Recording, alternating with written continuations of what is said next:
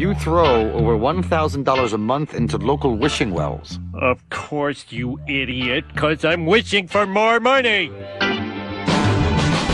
This is the Keeping Your Money Show with Jamie Westenbarger and Bart Steindler.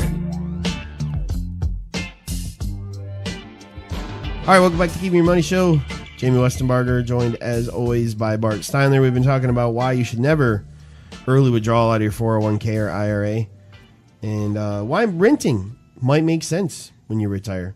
I'll tell you what, especially renting will make sense if you want to move to one of these foreign countries. Have you seen some of these things where people are living in like Belize, and they have like a housekeeper and a gardener and, you know, a 2-bedroom house with a view of the ocean, and it's $800 a month. You know, like, good grief.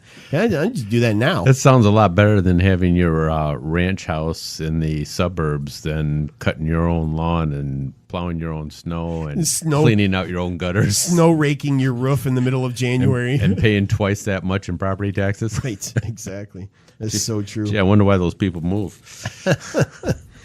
I got an email the other day, and you know, by the way, you can email us anytime, info@keepingyourmoney.com. That's info@keepingyourmoney.com. I do respond to all of them personally. And, you know, the email was funny because it ties into this article that we're going to talk about from MSN. This woman, she identified herself as being in her early 50s, talking about the pressure of being able to not only pay her own bills, but she's helping her mom who didn't save properly and is, you know, facing some medical issues. And she's also helping her 2 kids who have graduated college but are not in their preferred degree or preferred, you know, job fields. Those are not making any money. Right. And so she's paying their student loans for them right now as well. And she wanted to know, how does she save for retirement? And the answer is very simple. You stop paying for everyone else's. Right. You know, and I know that sounds harsh, but there's a reason this article identifies people in their late 30s to late 50s as being behind everyone else when it comes to saving. And that is, they're in this sandwich generation. I live in this generation, so I understand it. And there is this pressure that somehow, possibly because you've potentially are one of the more successful people in your family. You could be one of the first, if not the only person to have gone to college. You probably got a decent job. Even if you didn't go to college, you probably have one of those last factory jobs or blue-collar jobs that's paying a decent wage with good health benefits and maybe a 401k and a pension. So everyone sees you as the person who can help, right? Right. And you know what? It's not your job. Your job is to not pay for a parent who did not have the forethought to have things in place to take care of themselves. Your job is to not pay for... or your job is not to, it's not your job to pay for it. That's what I want to say. Your 30-year-old kid who graduated, you know, and has a master's degree and $100,000 of student loan, but can't find a job in their field. Like, that's not your job. And it's rough, but if you continue to pay for everyone else, you're going to end up just like your parent you're supporting now, and you're going to need support because you haven't put the money away that needs to be put away. Right. So let me modify that a little bit. It's not your job, I agree. But if it is your job, it's got to be your job after you're taking care of yourself and after you're putting money away for your own retirement. And there's nothing wrong with putting away money for kids' college or anything like that. Right. But you've got to pay yourself first because you're going to be the one in 20 years that needs that money. Yeah. And likely, if your child is 35 and doesn't have a good career going yet, and they have $100,000 in student loans, when you get to the point where you're the 85-year-old and you need help, they're probably not going to have the ability to help you. Right. Okay. I'm just going to go out on a limb and make that assumption. Mm-hmm. So you need to make sure that you're making that plan for yourself, and then secondarily, whatever is left, you can use to try to help the younger people in the family. Another point, at some point in their life, the younger people in the family who you are consistently helping need to learn to be able to make these things out for themselves. They need to learn to live in a budget. They need to learn that if they can't afford all the things they want, they need to work harder. They need to find a different job that's going to make more money, or they need to learn to live without some of the things that they enjoy. So if they haven't grasped that by the time they're 35, it's time to make sure they grasp it, because when you're older or when you're not around anymore, who's going to impart those lessons to them? Mm-hmm. Well, and I think the other thing with this too is there's I can speak personally from being in this generation, right?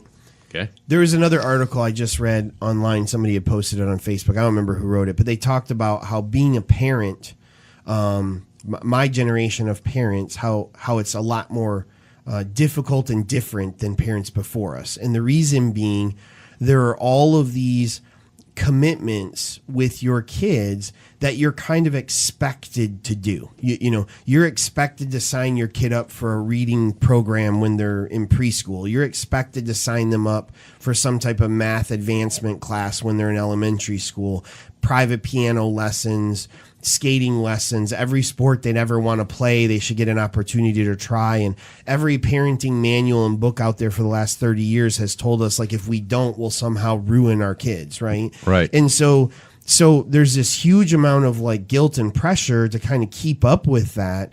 And many times, even if someone can't afford it, they feel obligated to be trying to get their kid to advance and do these things. And then that transfers over to college.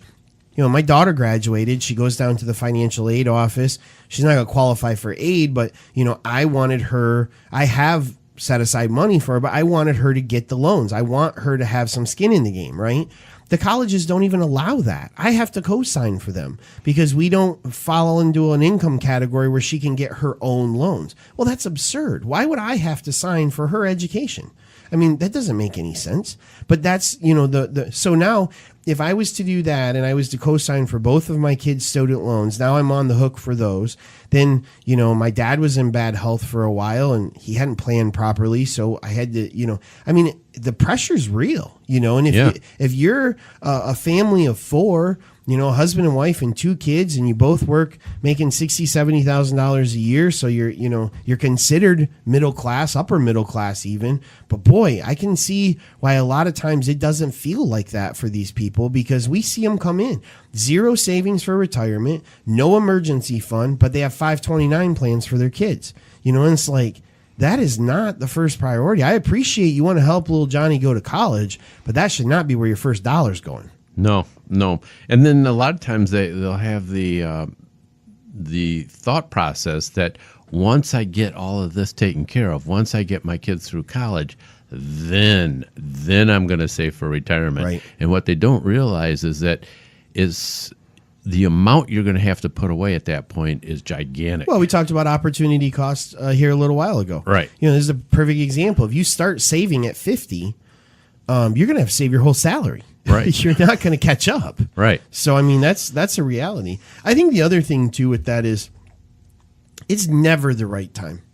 It's never the right time. No. I remember, talking to my mom about having kids and how, we wanted to have this and this and this in place. And my mom laughed and she goes, if that's your attitude towards having kids, you're going to greatly diminish the likelihood you'll have kids.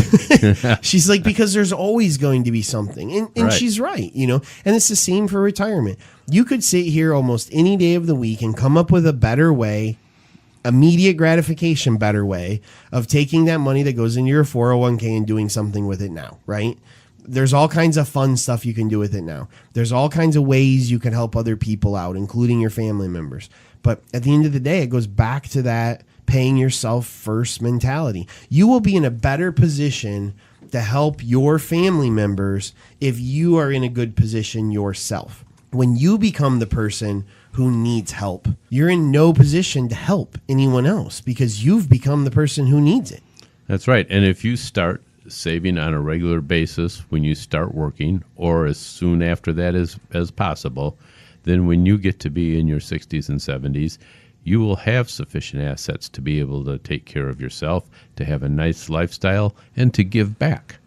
And that's the time that you do it, after you've set yourself up and after you can take care of yourself. Mm-hmm.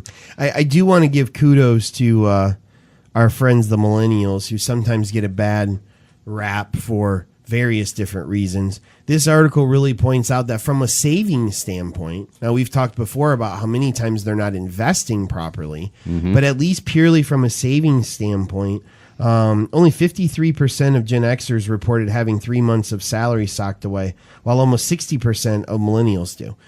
So good for you. Get your other 40% of your friends to get involved in that as well. 48% of those between 39 and 54 Gen Xers say they're living paycheck to paycheck. 50%. And here's what's the scary thing about this, Bart. It's kind of like when we talk about these corporate pensions, right? Right. We are in the midst of the most amazing bull market I've ever seen in my life. Okay? And we still have 48% of an entire group in our population who are starting to near retirement, by the way, who are living paycheck to paycheck. That's startling. That's, forget about this new Green Deal emergency. Okay. I mean, the emergency is we have a lot of people in this country that are in no way, shape, or form anywhere close to being able to retire, and many of them are within 10 years of actually probably retiring. That's terrifying. Who's going to pay those bills? Yeah, and a lot of them, I'm looking for the percent here, but a lot of them are saying, it's the 55% feel they're significantly behind in their retirement planning. Well, if 55% of those people, and it said somewhere in this article that their plan was just not to retire. Yeah, 18% said they're not going to retire. If you honestly think that, you don't understand how things work. Right. You don't choose to retire most of the time. How many places out there are hiring people that are 80 years old? Right. Even Walmart stopped. They got rid of the greeter. So. All right, coming up, we're going to talk about how to quickly assess your financial wellness right here on the Keeping Your Money Show.